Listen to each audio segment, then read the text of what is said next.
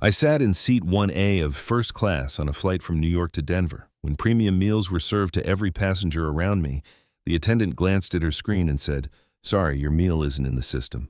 No explanation, no apology, just a dry sandwich on my tray. I sent one message. Soon after landing, the entire crew was suspended. My name is Jamal Carter. I was 38 years old, and if you had seen me walking through JFK that day, you wouldn't have looked twice. I wore a dark canvas jacket, a plain gray t-shirt, and a pair of clean white sneakers. No watch worth mentioning on my wrist, no luggage tags from designer brands. Nothing about me said first class. That was by design. I had spent years building something most people in my tax bracket like to talk about at cocktail parties. I ran a private equity fund that had quietly accumulated positions in transportation, logistics, and commercial aviation. My name rarely appeared in headlines. My face had never been on the cover of a magazine, and that was exactly how I preferred it. I was also a single father. My daughter Maya was 7. She had her mother's wide brown eyes and my stubborn jaw. A few years back, my wife, Denise, had lost her battle with an autoimmune disease that had slowly taken everything from her: her energy, her mobility, and finally her life.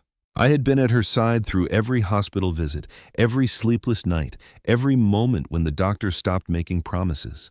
When she died, I made one promise to myself: Maya would never feel like she was missing anything. Before boarding the flight, I had sat in the terminal lounge and made a video call. Maya's face filled the screen, bright and grinning. She was at home with her grandmother, Evelyn, who had moved in after the funeral and never left. "Daddy, look." Maya held up a crayon drawing, a lopsided airplane flying over what appeared to be a mountain made entirely of chocolate. "That's beautiful, baby. That's you going to Colorado, and that's the chocolate you're bringing me." I smiled. "I haven't forgotten. The biggest box I can find. Promise." Evelyn's voice came from somewhere off screen. "You be safe now, Jamal, and eat something on that plane. You're too thin." I told them both I loved them, ended the call, and slipped the phone into my jacket pocket. That warmth, Maya's laughter, Evelyn's fussing, stayed with me as I walked down the jet bridge. It was still with me when I settled into seat 1A, the window seat in the front row of first class. It would not last. The cabin was quiet in the way that expensive spaces always are. Soft lighting, wide leather seats, the faint hum of pre-flight preparation. I counted 7 other passengers in the first-class cabin. Every single one of them was white. Every single one of them wore something that telegraphed money: a tailored blazer, a silk scarf, a watch that cost more than most people's cars. I noticed this the way I always noticed it. Not with surprise, not with anger, just with the quiet awareness of a man who had learned, long before he could articulate it, that certain spaces came with invisible gates. A flight attendant moved through the cabin before takeoff, greeting passengers with rehearsed warmth. She stopped at each row, made eye contact, offered a glass of champagne or sparkling water. Her name tag read, Kathy. When she reached me, something shifted. It was subtle, the kind of thing most people would not catch unless they had spent a lifetime calibrating themselves to it. Her smile did not quite reach her eyes. Her gaze dropped to my jacket, my sneakers, then back up. She did not offer champagne. "Can I see your boarding pass?" she asked.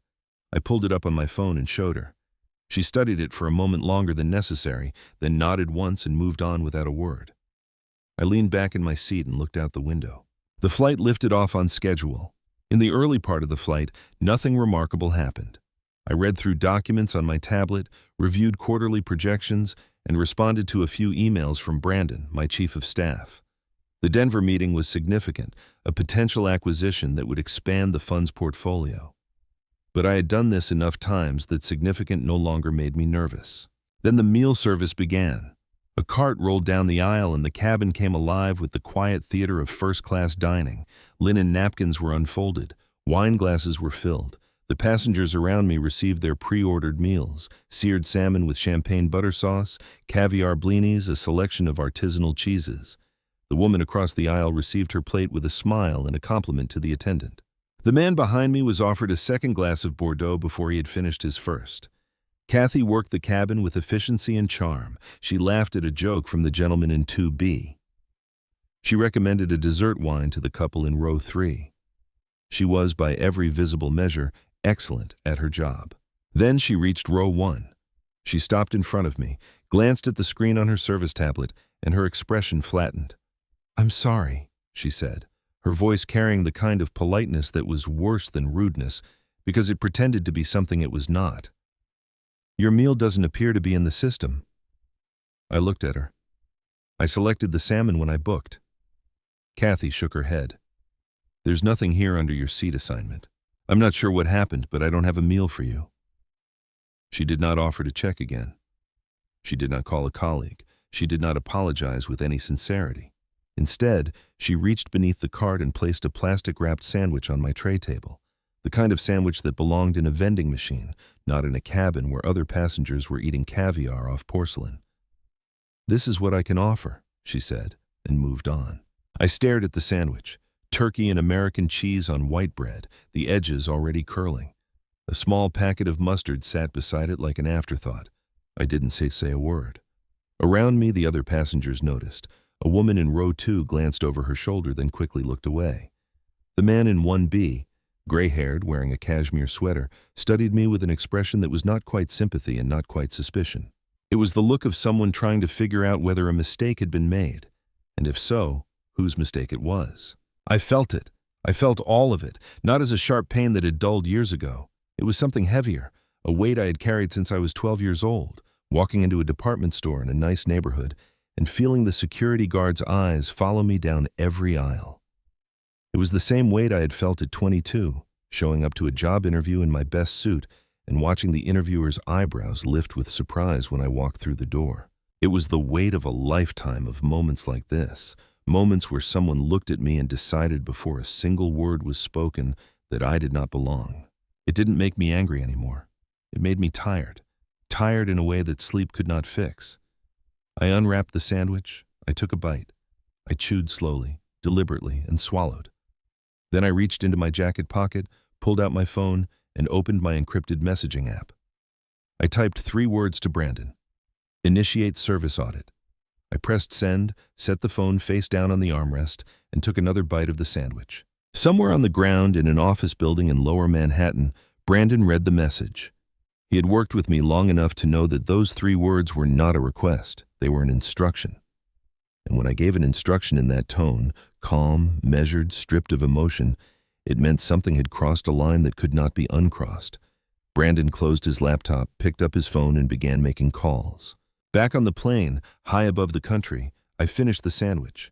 I folded the plastic wrapper neatly, placed it on the tray, and looked out the window at the endless dark below. I thought about Maya's drawing, the lopsided airplane, the chocolate mountain.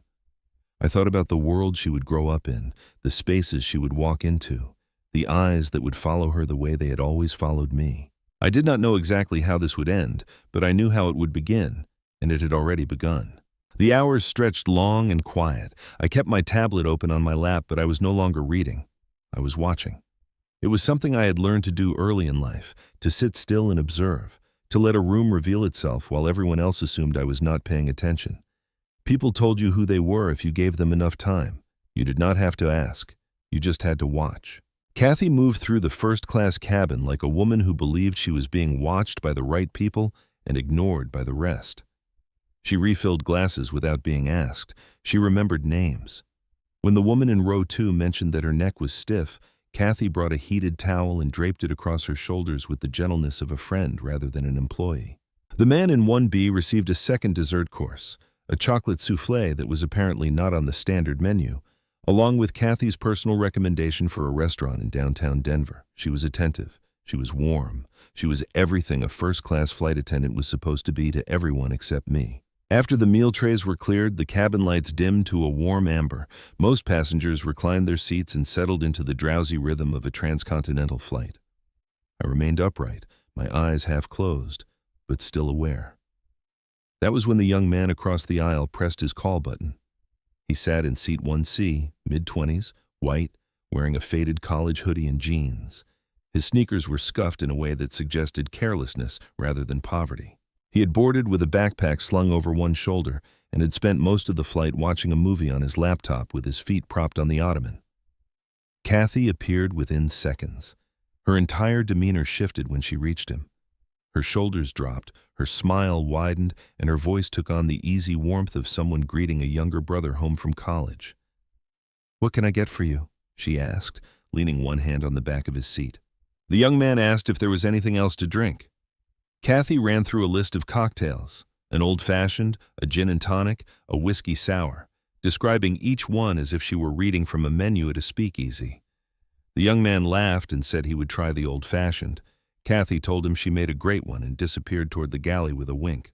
When she returned, she handed him the drink and lingered for a moment, asking where he was headed in Denver. "A ski trip," the young man said. Kathy told him about a lodge she had visited once in the Rockies, and the two of them traded travel stories like old friends, while I sat 6 feet away, invisible. I watched the entire exchange from my seat by the window. I didn't move. I didn't react. But something inside me shifted, not with surprise, because there was nothing surprising about it.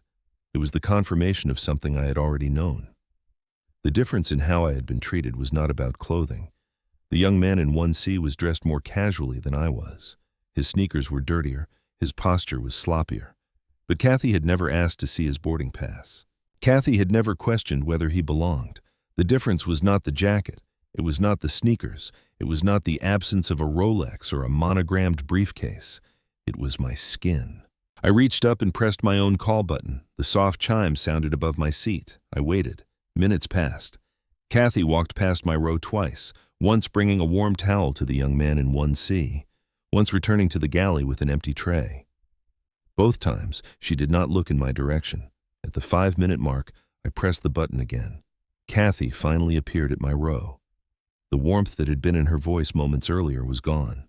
Her lips were pressed together, and her eyebrows carried the faint suggestion of inconvenience, as though I had interrupted something important. "What do you need?" she asked. Not, "What can I get for you?" the phrasing she had used with every other passenger. Just, "What do you need?" clipped, direct, stripped of courtesy. "A glass of water?" I said. Kathy brought it back a minute later. She set the glass on my tray table without a word and turned away before I could say thank you. Not that I was going to. I picked up the glass and drank. The water was lukewarm. I set it down and turned back to the window. Somewhere beneath the clouds, the country was moving in the dark, vast, indifferent, older than anything happening in this cabin. I found a strange comfort in that. My phone buzzed. Brandon had sent a long email with the subject line, "Preliminary findings, service audit background." I opened it and began reading. Brandon worked fast. Soon after receiving the message, he had pulled internal records from the airline's customer service database, records my fund had access to as part of our due diligence ahead of the upcoming acquisition. What Brandon found was not a single incident. It was a pattern.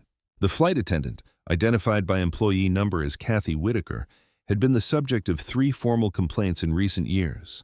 All 3 complaints came from passengers of color who had flown first or business class. The details varied, but the substance was the same. One complaint described a black businessman who was told his pre-ordered meal was unavailable, while every white passenger in the same cabin received theirs without issue. Another described a Latino couple who were repeatedly skipped during drink service. The third came from an Indian-American doctor who was asked twice to show her boarding pass after she had already been seated. 3 complaints, 3 passengers, 3 separate flights, and in every case, the airline had followed the same procedure. The complaint was logged into the system, assigned a reference number, and filed. No follow-up investigation was initiated. No disciplinary hearing was convened. No one in management ever contacted the passengers to acknowledge what they had experienced. The report sat in a database like receipts in a shoebox, technically accounted for, practically forgotten. It was the kind of institutional negligence that did not require malice to sustain itself. It only required indifference. Someone had read those complaints and decided they were not worth the trouble. And because no one had ever forced the issue, Kathy Whitaker had continued to fly, continued to serve, and continued to decide who in her cabin deserved her best and who deserved a sandwich in plastic wrap. But Brandon had found something else, something that turned the situation from an embarrassment into evidence.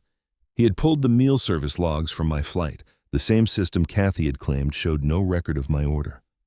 The logs told a different story. My meal had been entered correctly at the time of booking.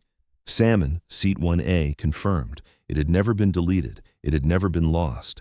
It was there the entire time, sitting in the system exactly where it was supposed to be. Kathy had not made a mistake. She had made a choice. I read the email twice, then I closed it and stared at the seat back in front of me for a long time. I was not shocked. That was the part that bothered me most, the absence of shock. I had spent my entire adult life building something from nothing, proving myself in rooms where no one expected me to succeed, and still at 38, sitting in a seat I had paid for, eating a sandwich I had not ordered.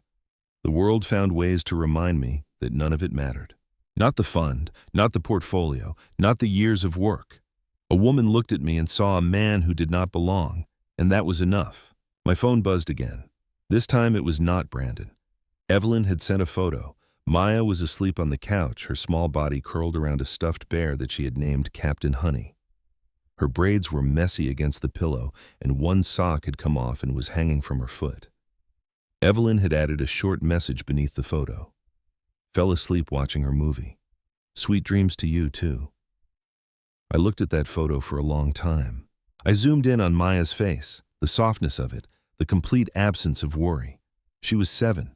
She still believed that people were mostly good, that the world was mostly fair, and that her father could fix anything. I thought about Denise. I thought about a night years ago when we had walked into a restaurant in the Upper East Side for our anniversary. The hostess had looked at us, a black couple in a place where black couples were rare, and asked if we had a reservation, her tone implying that we could not possibly. Denise had smiled, given her name, and been seated without incident. But afterward in the car, she had been quiet for a long time before she finally said, "I don't want to spend my life proving I deserve to sit at a table I already paid for." She never raised her voice about it. She never made speeches, but she carried it the same way I carried it, deep, quiet, heavy. And when she got sick, when the disease began taking pieces of her one by one, I sometimes wondered if part of what wore her down was not just the illness, but the lifetime of small cuts that came before it. The 1,000 moments of being measured by the wrong scale, of being asked to justify her presence in rooms she had earned her way into.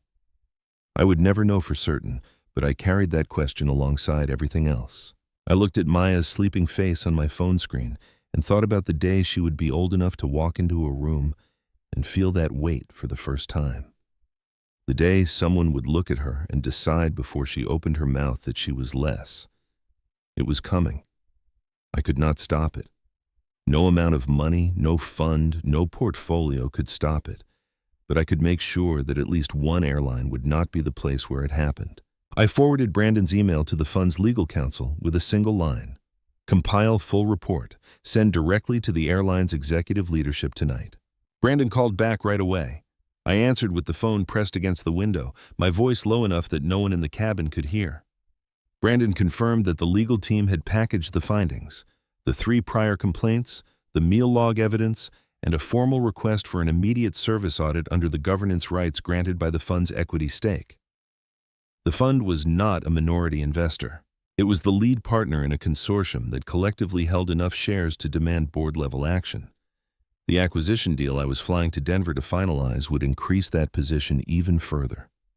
In plain terms, I had more influence over the airline's future than anyone currently sitting on its executive committee realized, and my chief of staff had just delivered a report that made it impossible for them to look the other way.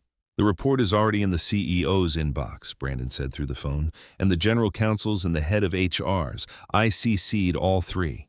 I listened without responding for a moment. Then I asked one question. "Did you include the meal logs?" "Every line," Brandon said. Her order screen, the booking confirmation, the system timestamp. The meal was there. She skipped it. I ended the call. I lowered the phone to my lap and let out a long breath through my nose. Outside the window, the first faint glow of dawn was beginning to color the horizon, a thin line of orange beneath a dark sky. We were approaching Denver. I thought about what was waiting for me on the ground, the meeting, the contracts, the handshake that would close a deal worth hundreds of millions. That was the reason I had boarded this flight. That was the reason I was in seat 1A. But the report Brandon had sent would arrive before I did.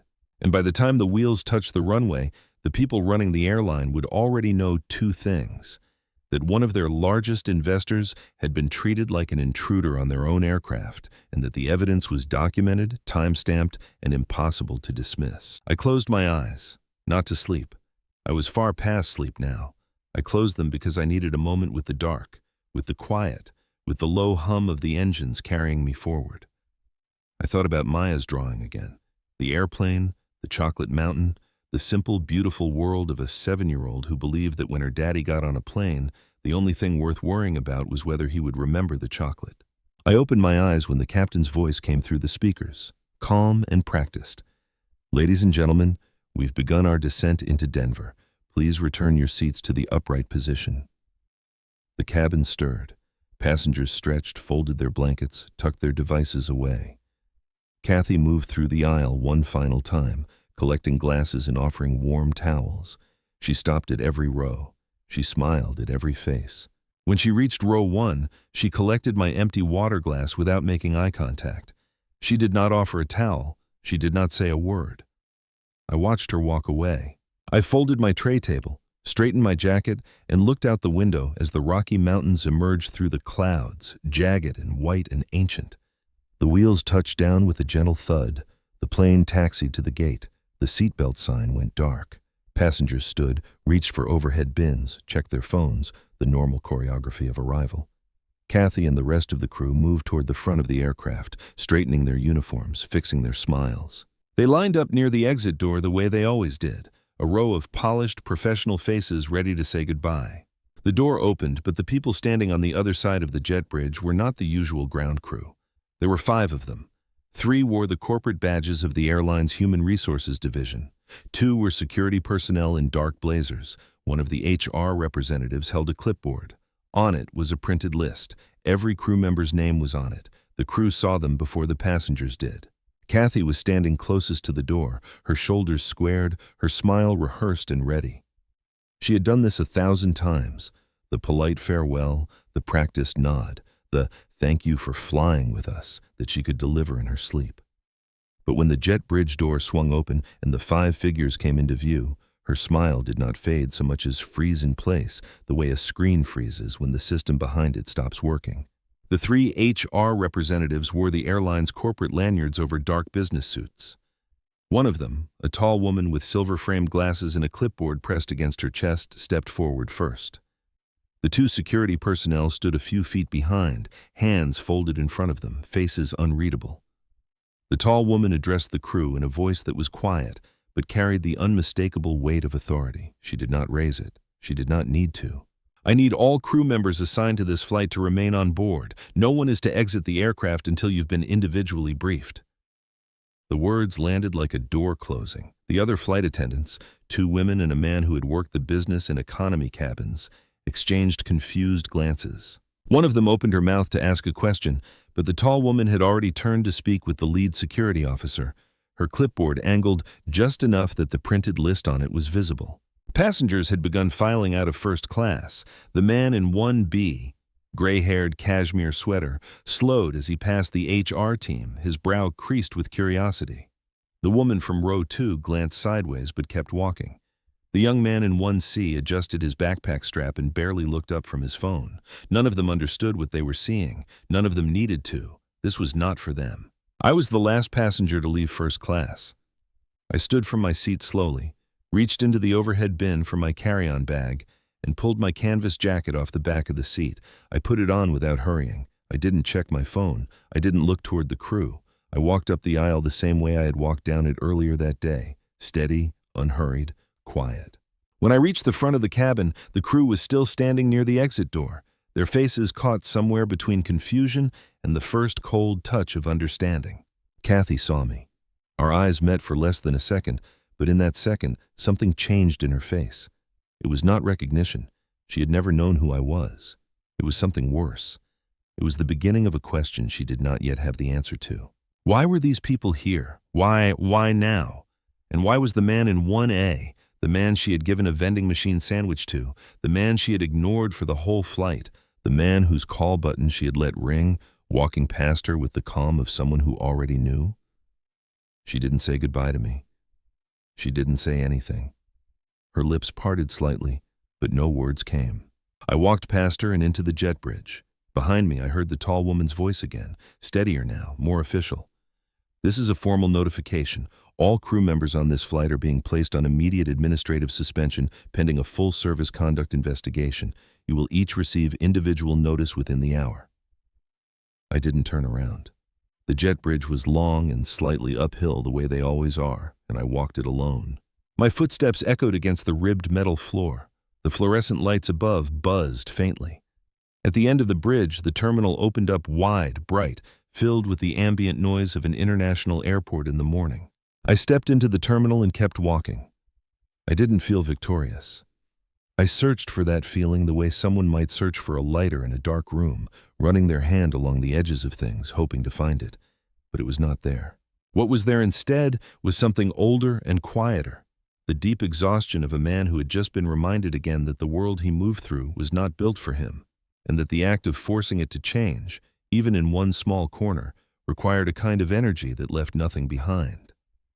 Suspending a flight crew did not undo the feeling of being looked through. It did not erase the way Kathy's eyes had passed over me like I was a smudge on the window.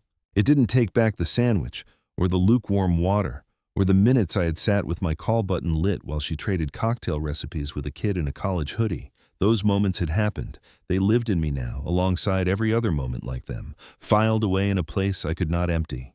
No matter how many audits I initiated, no matter how many reports my legal team sent, I found a quiet corner near the arrivals hall and sat down on a metal bench. My phone buzzed in my pocket. A message from Brandon. All confirmed. Crew suspended effective immediately. Airline CEO has authorized a company-wide service audit. All routes, all classes, anti-discrimination training protocols are being reviewed by an outside firm. Internal complaint system flagged for overhaul. Board will be briefed at next session. I read the message. I read it again. Then I locked my phone and set it on the bench beside me. I should have felt something. Relief, maybe satisfaction. The knowledge that something broken was being fixed, that the 3 passengers who had filed complaints before me, the black businessman, the Latino couple, the Indian-American doctor, might finally see their words treated as more than data in an unread file. But all I felt was hollow, not empty hollow the way a bell is hollow. Something had rung through me, and now the sound was fading, and what remained was just the shape of it.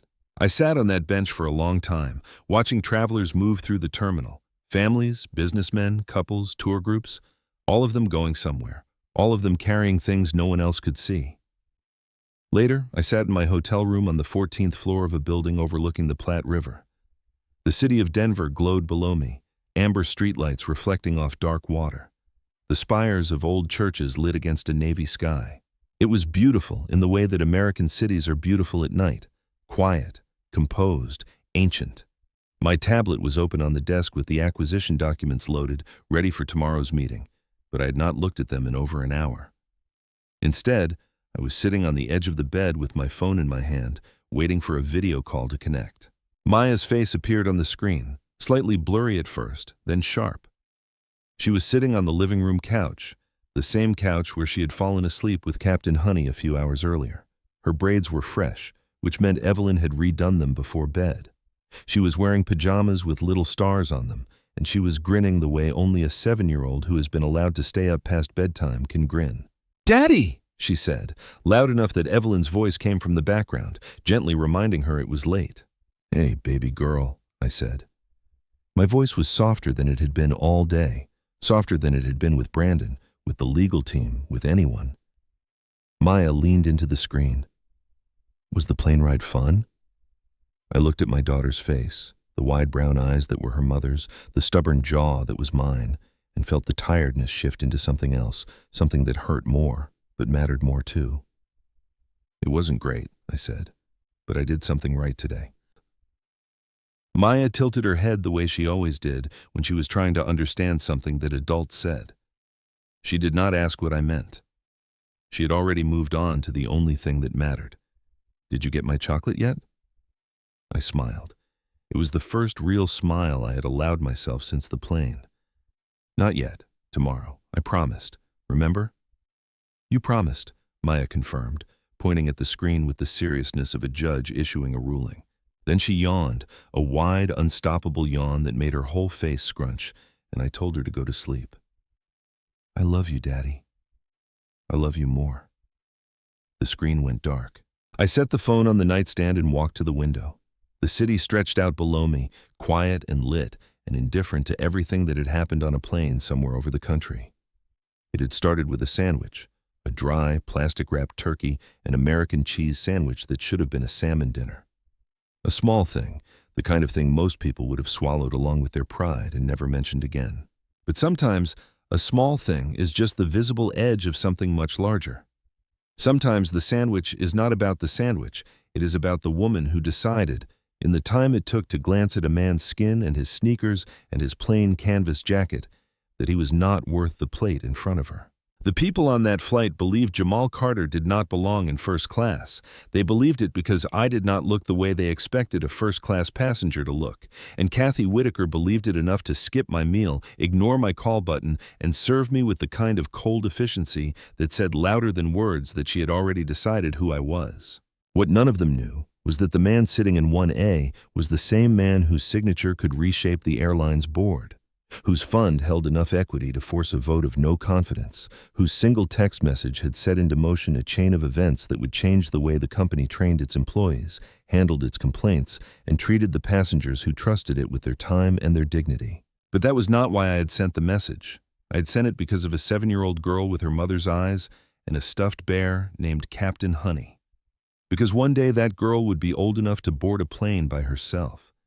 She would sit in a seat she had earned, and someone might look at her and see nothing but her skin. And when that day came, I wanted to know that I had done everything in my power to make sure at least one airline had changed before she walked through its doors. I could not fix the world. I knew that what I carried inside me was not the kind of thing that could be set down. It would follow me into the next room, the next flight, the next meeting, where someone's eyes would flicker with surprise when I walked through the door. But I could make sure that the people who had the power to treat others with dignity were held accountable when they chose not to. I stood at the window for a long time, looking out at the lights of Denver. Then I turned off the lamp, lay down on the bed, and closed my eyes. Tomorrow there would be contracts to sign and hands to shake. Tomorrow the work would continue. But tonight, somewhere across the country, my daughter was sleeping with stars on her pajamas and a bear in her arms, dreaming about chocolate mountains and airplanes. And that was enough. Never judge a person's worth by what you see on the surface, because sometimes the one you overlook is the one with the power to change the entire system. And sometimes the most powerful person in the room is not the one who speaks the loudest, but the one who stays quiet long enough to act at exactly the right moment. If this story made you think about someone who deserved better than the way they were treated, or if you have ever been that someone, leave a comment. Tell me your story. And if you believe more people need to hear this, share it. Sometimes a single voice is all it takes to start a conversation that changes everything. As I sat in that Denver hotel room later that evening, staring out at the Platte River glowing under the city lights, the whole flight came rushing back, not with anger, but with this deep, aching exhaustion that settled right in my chest. I realized then that the real lesson wasn't just about one attendant or one sandwich. It was something far bigger. Something I've carried since I was a kid and now fight to spare my daughter Maya from. Never judge a person's worth by what you see on the surface, because sometimes the quietest one in the room, the one who doesn't look like he belongs, is the very person holding the power to change everything. I didn't yell or make a scene on that plane.